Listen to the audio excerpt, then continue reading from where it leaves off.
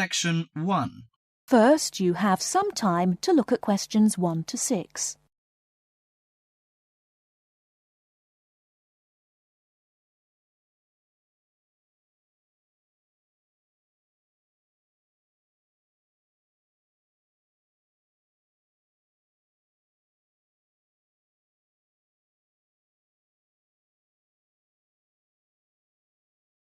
You will see that there is an example which has been done for you. Hello, my name is Dave Burns, and I'm here to tell you about the welcoming party we're having for new students. Unfortunately, the information on your invitation is inaccurate. We didn't have enough time to print new invitations, so I'll have to ask you to make changes. To start with, this isn't a welcoming lunch, it's a dance party. However, the next line is true. The party will be held at Blackwell House. Is everybody comfortable with that? The next line tells you when the party will be. Friday, June 15th at 8 p.m. But I have good news. The party will end at 11 p.m. As a result of this later end to the party, the bus will go later too. So it should read, free transport to the student hostel is available, leaving Blackwell House at 11:30.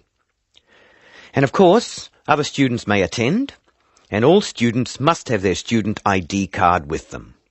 I hope you can come to the welcoming party. It's a really good way to get to know other students and to learn what it's like to live in this city and to study here. Just one final change. Please let us know by Thursday if you can come. Now listen while Dave Burns gives instructions for students who are going to travel by car to the party. Before you hear the rest of the conversation, you have some time to look at questions 7 to 10.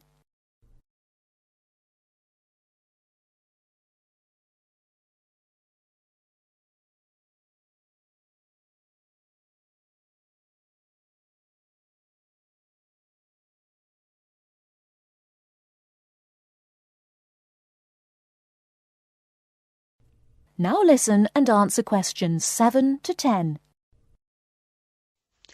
Some of you may prefer to travel by car, but I have to warn you about some changes to the roads. You will find there is a lot of new road work on Smith Street. The work will not finish for a long time, so we can be sure that Smith Street will be a problem. If you are coming from the city, you will be able to travel easily until you get to Blackwell Street, just near the college. As you know, Blackwell Street is very long. You should avoid the corner of Blackwell Street and Jones Avenue, because they are laying telephone cable. However, you can take a detour and avoid Blackwell Street altogether. The best thing to do is to pass the roundabout and take the first road on your left, which is Brown Crescent. Brown Crescent will lead you into the college grounds, so that's easy. I hope everyone has a great time. Bring your friends, and we'll see you on Friday. Oh, one final reminder. It's best to use the side door. The front door may be locked at 7, so come to the side. See you on Friday. That is the end of Section 1. Now, you have half a minute to check your answerers.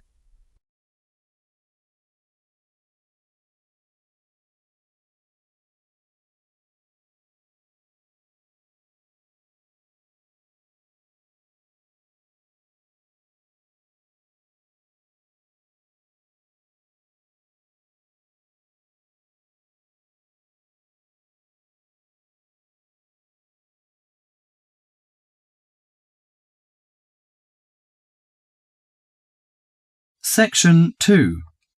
In this section, you'll hear an introduction about ancient architectures. First, you have some time to look at questions 11 to 20.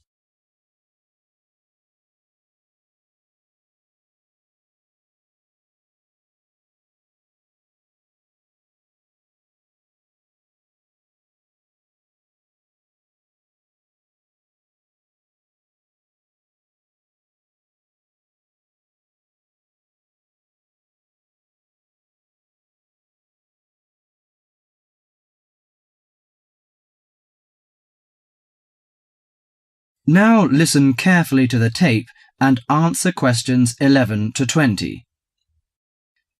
The architecture of the ancients often reflects the ideas and beliefs of that time. Some of the ancient structures can give us a glimpse into the minds of the people who built them.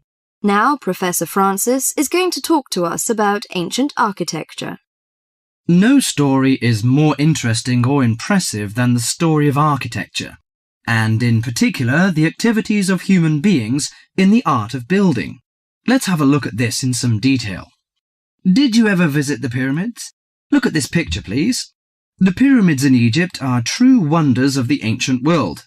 Khufu's pyramid is a stunning 138-metre-high mass of 2.3 million stones, each weighing about 2.5 tons. It was built to geometrical perfection over 4,500 years ago, with simple stone and copper tools. It was so far advanced that some have suggested it was designed by aliens. Actually, there is an astronomical significance to the perfect precision of the pyramids.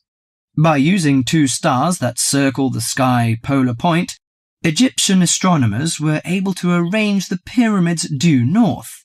This was done because they believed the king's afterlife and the stars were closely related. They believed their pharaoh, that is, their king, had been transformed into another living being, a light in the sky in contrast to the darkness of death. OK, now let's look at another picture. On this picture is Athens' ancient Parthenon. It is an immense columned temple, built almost entirely of marble. Athens' ancient Parthenon is a perfect model of classic Greek architecture. It was built to honour Athena, the goddess of wisdom. Therefore, it includes the ideals of logic and reason in its design. Built in the 5th century BC, the Parthenon is made up of almost 140 columns. The Greeks associated the columns with the virtues of a human being: strong, orderly, proud, and beautiful. The height and width of the Parthenon are designed with the rational logic of geometry. The upper diameter of each column is a bit narrower than its base.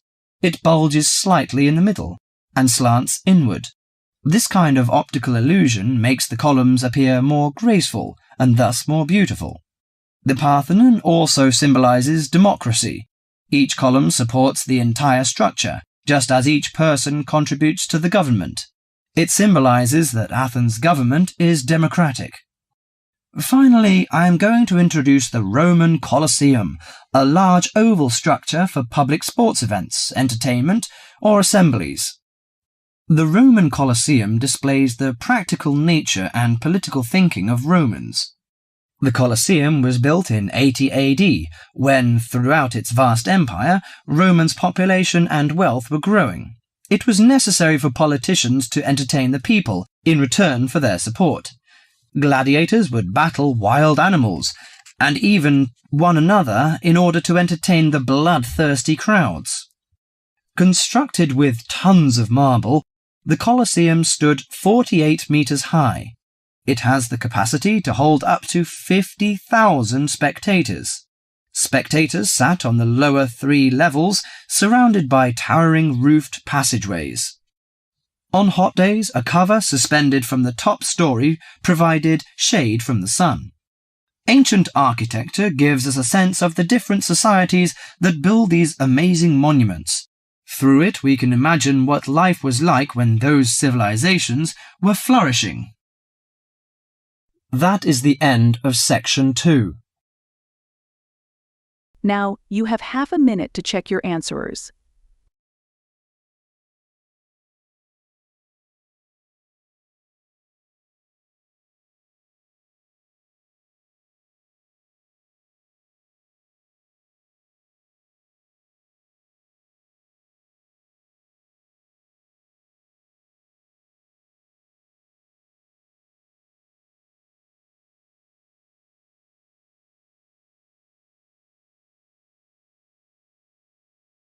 Now turn to Section 3. Section 3. In this section you will hear a discussion between two students who have to describe a lawn sprinkler for part of their general science course. A lawn sprinkler is a machine designed to water gardens and lawns. In the first part of the discussion, the students are talking about the different parts of the sprinkler. Done for you.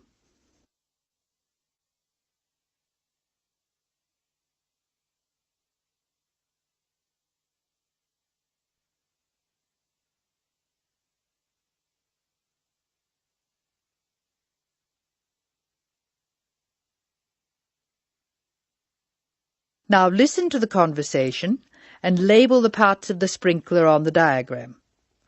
Choose from the box.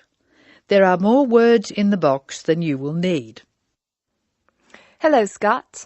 I believe you're going to be my partner for this practical session. Have you got the model set up? Yes, it's right here. The instructions say we have to describe it first and label the diagram. I've started from where the water enters the machine. The water enters through a hose pipe and then it turns a water wheel. You can see where the wheel is marked by an arrow pointing upwards. It's called a water wheel because it's designed so the water will catch against the wheel. This action spins a series of gears. How are you going to describe the gears? There are 2 worm gears, one vertical and one horizontal. The horizontal worm gear drives a circular gear. That gear is connected to a crank which changes the motion. The crank is already labelled. Do you see the 2 white arrows? I see. Okay. The water has passed across the water wheel. Then what? Okay. Then you could say the water passes through the spray tube. Yes, I see. And the water is then spread over the lawn through holes at the top of the spray tube. How are you going to describe the base? How about this? The sprinkler stands on a base consisting of 2 metal tubes which join at a hinge at one end and continue into a plastic moulding at the other. That's certainly starting at the bottom. Do you want to mention that there's no water in the base? I don't think that's necessary. If you look at the diagram, it's easy to see that the only metal tube to contain water is the spray tube. You can actually see the water coming out of it. Now listen while Linda and Scott's instructor, Mark Stewart, talks to them. First, you have some time to look at question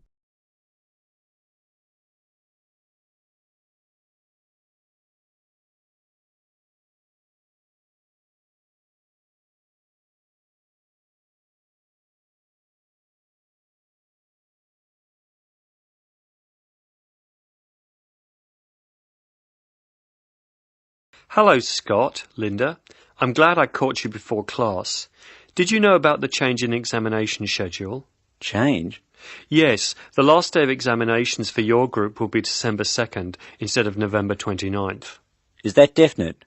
We were told they'd be on November 26th, and then there was a rumour they'd be on December the 1st. The schedule's gone to the printer. There can be no changes. It's definitely December 2nd. That's a relief. I'm going to the US on December the 4th. Are you one of the exchange students? Yeah. I'm really looking forward to studying there. Do you know if their general science courses are anything like ours? It's not very likely. Actually, all basic general science courses are fairly similar. You'll find you're behind in some things and ahead in others. I wouldn't worry too much about the course. You've been doing well on this one.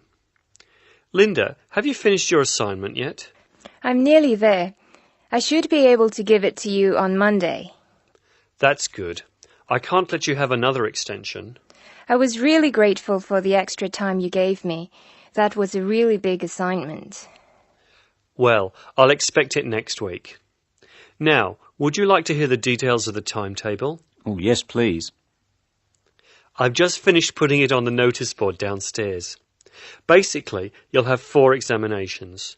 General Mechanics is in the morning of December 1st. Physics and Maths are on the afternoon of the same day. Communications and English are on the morning of December 2nd, and Earth Sciences in the afternoon. All over in 2 days. Yes. I'll miss teaching this class. You're all good at expressing your views, which makes for an interesting class. Some of the other first-year classes won't talk, and they're rather boring to teach. That is the end of section 3. Now, you have half a minute to check your answers.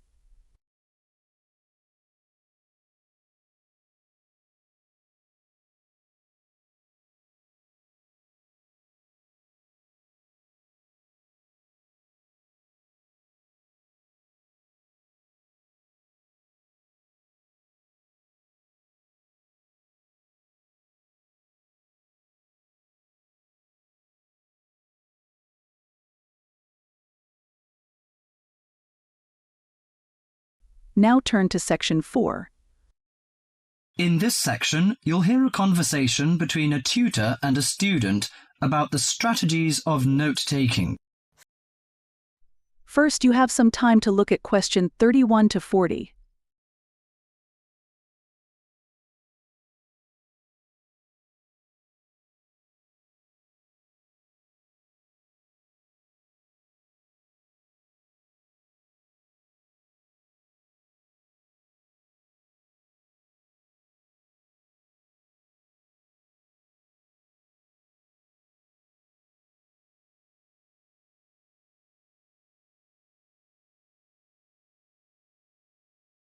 Now listen carefully and answer question 31 to 40.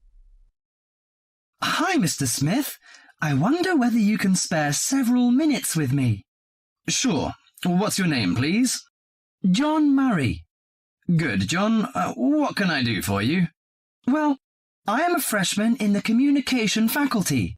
I quite enjoy the life here, except for the difficulty I have in the lectures. You know, I find it difficult to take notes when I listen.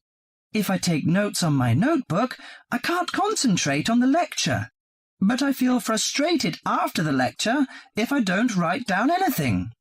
As we know, note-taking is a complex activity which requires a high level of ability in many separate skills.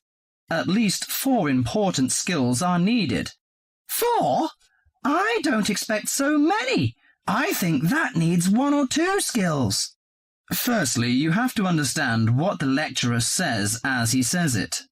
That means you should try to develop the ability to infer the meaning of unfamiliar words from the context. You cannot stop the lecture in order to look up a new word or check an unfamiliar sentence pattern.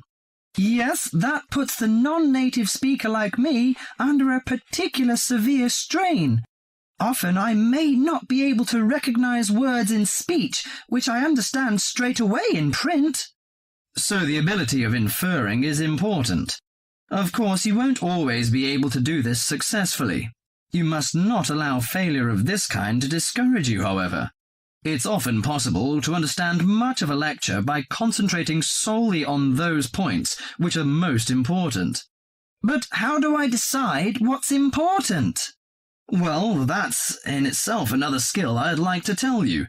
At first, the most important piece of information in a lecture is the title itself. If this is printed or referred to beforehand, you should study it carefully and make sure you're in no doubt about its meaning. A title often implies many of the major points that will later be covered in the lecture itself. It should help you therefore to decide what the main point of the lecture will be. Besides the title, what should I pay attention to during the speech? A good lecturer often signals what's important or unimportant. He may give direct or indirect signals. Many lecturers, for example, explicitly tell their audience that a point is important and that the student should write it down. Unfortunately, some lecturers who are trying to establish a friendly relationship with the audience are likely on these occasions to employ a colloquial style. He might say such thing as, "This is, of course, the crunch," or "Perhaps you'd like to get it down." Although this will help the student who's a native English speaker, it may very well cause difficulty for the non-native speaker. You'll therefore have to make a big effort to get used to the various styles of his lectures. I see.